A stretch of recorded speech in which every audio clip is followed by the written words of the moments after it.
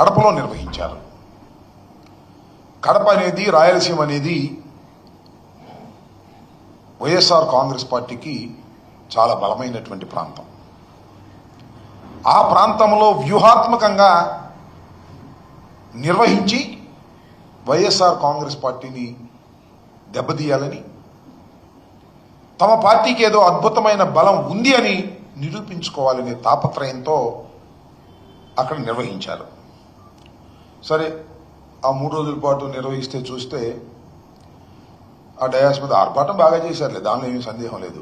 బాగా డబ్బులున్న రాజకీయ పార్టీ, అధికారంలో ఉన్నటువంటి రాజకీయ పార్టీ కాబట్టి బూతులు, భజనలు, మభ్యపెట్టే మాటలు, కబుర్లు, ఇవి కొద్దిగా లోతుగా పరిశీలిస్తే మొత్తం అంతా పెద్ద అబద్ధతాభావం చంద్రబాబు నాయుడు గారికి.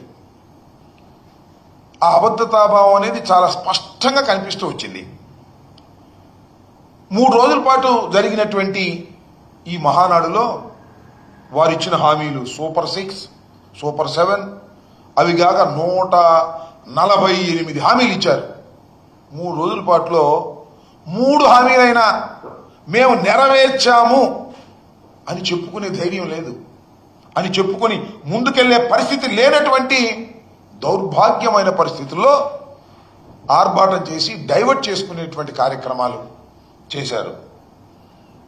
తెలంగాణ నుంచి, అక్కడి నుంచి, ఇక్కడి నుంచి కొంతమంది కేతుగాళ్లను, కొంతమంది హాస్యనటుల్ని తీసుకొచ్చి స్కిట్లేసి డైవర్ట్ చేసేటటువంటి పరిస్థితి తెచ్చారు తప్ప సూటిగా ప్రజలకు ఈ సంవత్సరం పాటు మేము ఇది చేశాము అని చెప్పుకున్నటువంటి సందర్భమే 3 రోజులు ఎక్కడ కనిపించవా.